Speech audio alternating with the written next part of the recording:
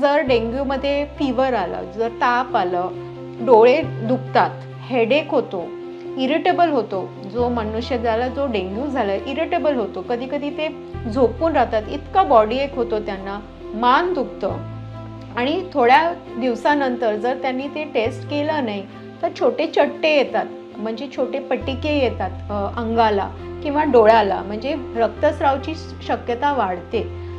कधी खोकला येतो किंवा श्वासाचा त्रास सुद्धा होऊ शकतो. We have to follow the hand hygiene, म्हणजे हात धुणे, हात सॅनिटाईज करणे, जर सर्दी खोकला कोणाला आहे तर मास्क घालणे किंवा जेव्हा खोकताना आपला जो तोंड आहे तो कवर करणे हे गरजेचं असतो, सो दॅट दुसरी लोक आहेत त्यांना इन्फेक्शन होऊ नये म्हणून. तर हे जे हँड हायजीन आणि बाकीचे आहेत ते आपल्याला विसरायचं नाही आहे. लेप्टोस्पायरोसिसमध्ये काय होऊ शकतो, तो प्राणघातक आहे, त्याच्या जॉन्डिस होऊ शकतो, किडनी पूर्ण फेल होऊ शकतो, पेशंट ICUमध्ये व्हेंटिलेटरवर जाऊ शकतात, म्हणजे मल्टी ऑर्गन, म्हणजे मेंदू, हृदय, किडनी, लिव्हर हे सगळ्या ऑर्गन्सची म्हणजे फेल्युअर होऊ शकते. नमस्कार, माझं नाव डॉक्टर लिपिका परुळेकर आहे. मी सिनियर कन्सल्टंट होली फॅमिली हॉस्पिटलमध्ये अटॅच्ड आहे आणि माझं एक सुपर स्पेशालिटी म्हणजे IDचं आहे, म्हणजे इन्फेक्शस डिझिजेसमध्ये आहे. मग आज आपण मॉन्सून इलनेसेस म्हणजे वर्षा ऋतूमध्ये आढळणारे जे इन्फेक्शन्स असतात त्याच्याबद्दल थोडीशी चर्चा करूया. गरमी संपली की पाऊस येतो आणि सगळ्यांना खूप छान वाटतं की पाऊस आला, आता जो गरमी होती ती कमी झाली. पण पाऊस आला की आपल्याला वेगवेगळे इन्फेक्शन्सचे चान्सेस किंवा रिस्कसुद्धा इन्क्रीज होतात, म्हणजे वाढतात. म्हणजे कधीपासून हे होऊ शकतं, म्हणजे जून किंवा जुलै ते सप्टेंबर ह्या जे महिने आहेत ह्याच्यात पावसाच्या काळात आपल्याला कुठकुठचे इन्फेक्शन्सच्या चान्सेस किंवा रिस्क होतात. हे म्हणजे आहेत, म्हणजे इंडियामध्ये आपण हे डिवाईड करू शकतो 3 मोठ्या वर्गात. एक आहे जे वॉटरबोर्न इलनेसेस असतात, म्हणजे जे पाण्यातून स्प्रेड होतात. दुसरं म्हणजे एअरबोर्न असतात, म्हणजे ते जे हव्याने स्प्रेड होतात. आणि तिसरं म्हणजे मॉस्किटो बॉर्न, म्हणजे हे मी डिवाईड केलं आहे. मॉस्किटो बॉर्न म्हणजे आपल्याकडे मॉस्किटोज किंवा मच्छरची पण खूप त्रासदायी असतात ते, आणि त्यांनीसुद्धा इन्फेक्शन्स स्प्रेड होऊ शकतात. तर पावसाळ्यात का इन्फेक्शन्स वाढतात, म्हणजे थंडीमध्ये वेगळे असतात. पावसाच्या काळात जो आर्द्रपणा आहे किंवा जो मॉइश्चर कॉन्टेंट आहे हव्यात त्याची म्हणजे त्याचं वाढतं, ते मॉइश्चर वाढतं हव्यात, आणि म्हणून जे बॅक्टेरिया आणि व्हायरस आहे ते मल्टिप्लाय म्हणजे लवकर प्रॉलिफरेट होतात आणि म्हणून इन्फेक्शन्स पण लवकर माणसाला होऊ शकतो. अर्ली डायग्नोसिस म्हणजे लवकर जर आपण डॉक्टरकडे गेलात आणि डायग्नोसिस जर लवकर झाली तर आपल्याला एवढा त्रास होऊ शक्यता कमी होऊन जाते. तर कॉमन इलनेसेस काय आहे इंडियामध्ये, मॉस्किटो, आज जसं मी सांगितलेलं आहे, मॉस्किटो बोर्न इलनेसेस, वॉटरबोर्न म्हणजे पाण्यात जे इलनेसेस आहेत ते, आणि एअरबोर्न म्हणजे हव्यातून जे इलनेसेस आहे. आत्ता आपण जो बघतोय मुंबईमध्ये, मी मुंबईमधून बोलते, मुंबईमध्ये आता जे एअरबॉर्न इलनेसेस म्हणजे जे व्हायरल इन्फेक्शन आहे त्याचं खूप जास्तपणा झालेलं आहे. दर 3rd 4th म्हणजे OPDमध्ये जर 25 पेशंट्स आले तर त्याच्यातून 10 ॲटलिस्ट 50% जे पेशंट्स आहेत ते एअरबॉर्न, म्हणजे सर्दी, खोकला, नाक वाहणं, कान दुखणं, घसा दुखणं, हे सगळं जास्त प्रमाणे दिसत आहे. ते ह्याचे कारण काय आहेत? मेन मुख्य कारण आहे की जे व्हायरसेस आहेत ते कॉमन व्हायरसेस होऊ शकतात, जे रायनो व्हायरसेस किंवा इन्फ्लुएन्झा व्हायरसेस, हे व्हायरसेस कॉमन असतात एअरबोर्नमध्ये. ऑफकोर्स बाकीचे जे बॅक्टेरिया आहे ते एल्डर लोकांमध्ये, म्हणजे जे 50च्या वरती जे लोक आहेत किंवा त्यांना दुसरं काय आजार आहे, डायबिटीज किंवा BP किंवा जे हृदयाचे इलनेसेस आहेत त्यांना हे रिस्क, न्यूमोनिया डेव्हलपमेंट व्हायची रिस्क, म्हणजे त्रास होण्याचे रिस्क जास्त असतात. तर हे जे आहे हे एअरबॉर्न इलनेसेस आहे. ह्याला आपण कसं प्रिव्हेंट करू शकतो? कोविड जर तुम्हाला आठवण असेल तर आपण नेहमी हँडवॉश किंवा हँड रब आणि हँड हायजीन पालन करायचो आणि आपलं फेस जो आहे ते पण आपण कव्हर करायचो. पण कोविड गेला आणि आपण विसरलो ते.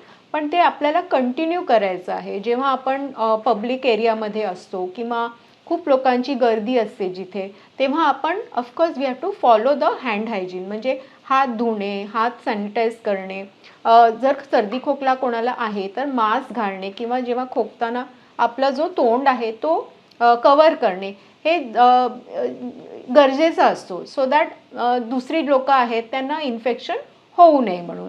तर हे जे हँड हायजीन आणि बाकीचे आहेत ते आपल्याला विसरायचं नाही आहे.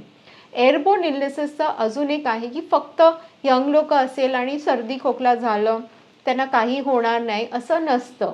आपण जे आता बघतोय ते एअरबोर्न इलनेसेस म्हणजे जे व्हायरल आहे किंवा सेकंडरी 7-8 दिवसानंतर बॅक्टेरियल इन्फेक्शनसुद्धा होतो आणि जो आजार आहे तो वाढूसुद्धा शकतो.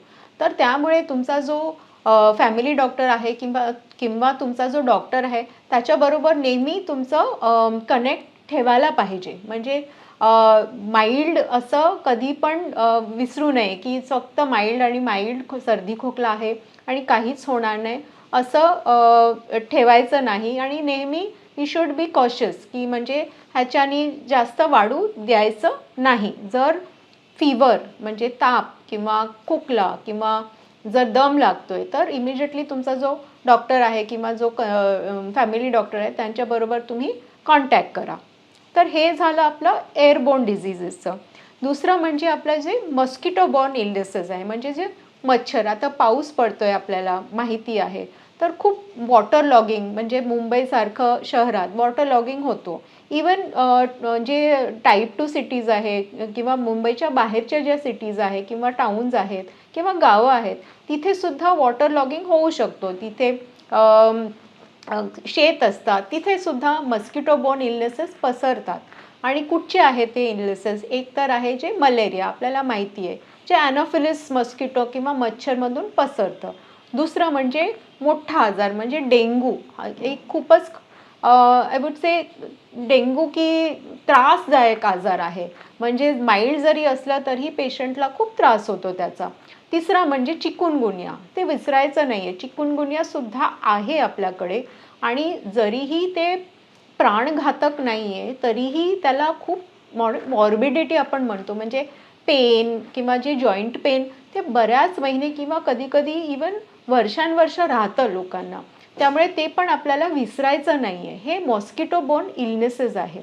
मेन म्हणजे डेंग्यू विसरायचं नाही आहे. डेंग्यूमध्ये आपल्या जे 2 स्ट्रेन्स आहेत ते मुंबईमध्ये, महाराष्ट्रामध्ये, इंडियामध्ये दिसतं. त्या स्ट्रेन्स प्राणघातक होऊ शकतात.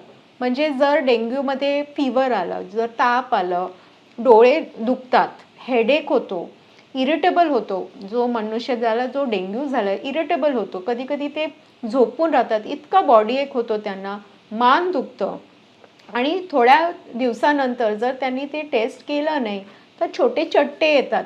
म्हणजे छोटे पटिके येतात अंगाला किंवा डोळ्याला. म्हणजे रक्तस्रावाची शक्यता वाढते. कधी खोकला येतो किंवा श्वासाचा त्राससुद्धा होऊ शकतो. तर हे सगळं आपल्याला म्हणजे आठवण ठेवायची आहे आणि जर ताप 4-5 दिवसात गेलं नाही तर डेफिनेटली तुम्ही डॉक्टरांना भेटायला पाहिजे. डेंग्यू म्हणजे प्राणघातक होऊ शकतो हे इम्पॉर्टंट आहे. हे मॉस्किटो बॉर्न इलनेसेस. तर ह्याच्यानी कसं आपण प्रिव्हेंट करू शकतो? ऑफकोर्स मच्छरदाणी तर आहे आपल्याकडे मच्छरदाणी आणि आपण जे मॉस्किटो रिपेलंट्स लावतो घरी ते एक आहे प्रकार. दुसरं म्हणजे जी लोकं बाहेर जातात कामाला ते कसे प्रिव्हेंट करू शकतात? माझ्याकडे जे पेशंट्स येतात ते सांगतात नाही डॉक्टर आता मी कामाला जाणार आहे तर कसं होईल? कारण का आपल्याला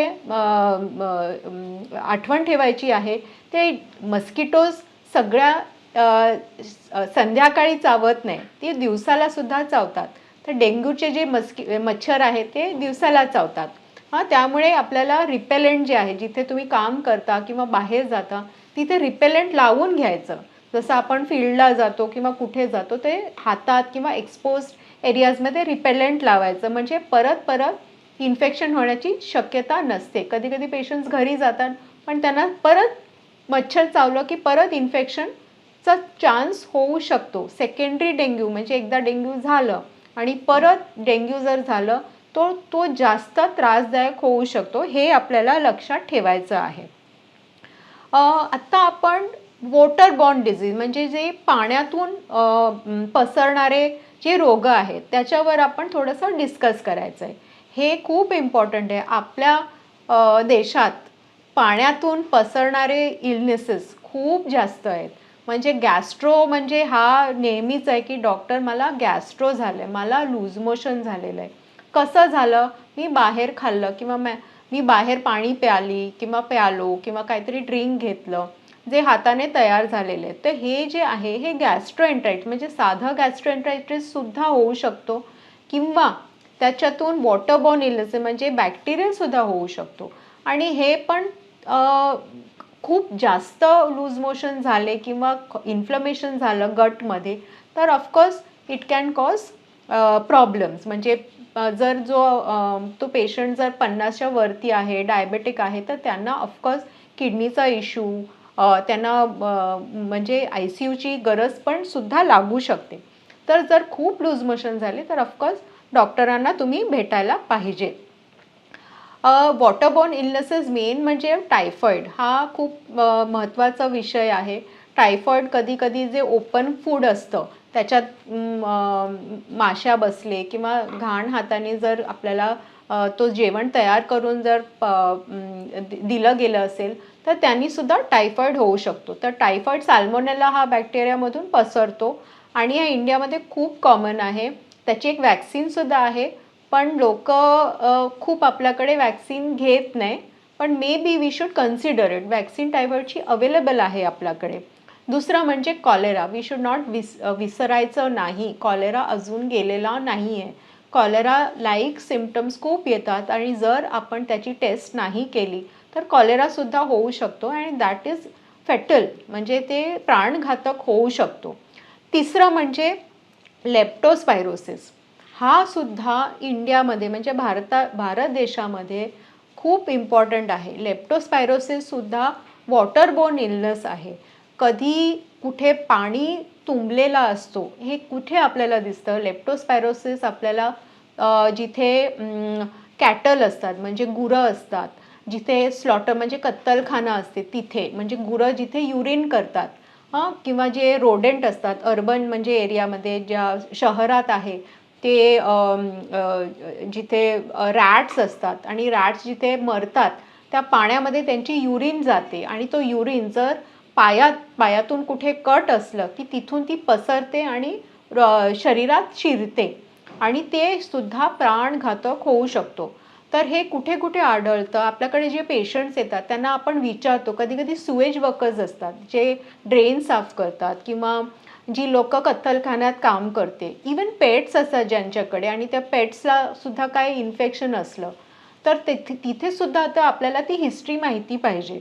म्हणजे ते घाण पाण्यात जर गेलं किंवा म्हणजे आता वर्षात तुम्ही बाहेर गेलात आणि पाऊस पडतोय तिथला जो पाणी आहे तिथून सुद्धा ते पसरू शकतो. इवन जे गावाखेड्यातली लोक आहेत माणसं जे शेतात काम करतात तिथे सुद्धा, कारण का तिथे उंदीर असतात आणि जे उंदीर जरी मेली तर तिथून सुद्धा त्यांच्या बेअरफूट म्हणजे जे त्यांनी जर शूज घातले नाही व्यवस्थित तर तिथून सुद्धा त्यांना लेप्टोस्पायरोसिस होऊ शकतो. ते आपल्याला विचारात ठेवायचं आहे की फक्त शहराचा डिझीज नाही आहे ते, इवन गावखेड्यात सुद्धा ते होतं आणि ते नॉर्मल लोकांना म्हणजे ते शेतात जे काम करतात त्यांना होतो. गुरं ठेवतात गावात म्हणजे आपल्याकडे बैल ठेवतात तिथून सुद्धा होऊ शकतं जर त्यांनी व्यवस्थित बुटं घातली नाही तर. आणि लेप्टोस्पायरोसिसमध्ये काय होऊ शकतो? तो प्राणघातक आहे. ते त्याच्यात जॉन्डिस होऊ शकतो, किडनी पूर्ण फेल होऊ शकतो, पेशंट ICUमध्ये व्हेंटिलेटरवर जाऊ शकतात. म्हणजे मल्टी ऑर्गन म्हणजे मेंदू, हृदय, किडनी, लिव्हर हे सगळ्या ऑर्गन्सची म्हणजे फेल्युअर होऊ शकते.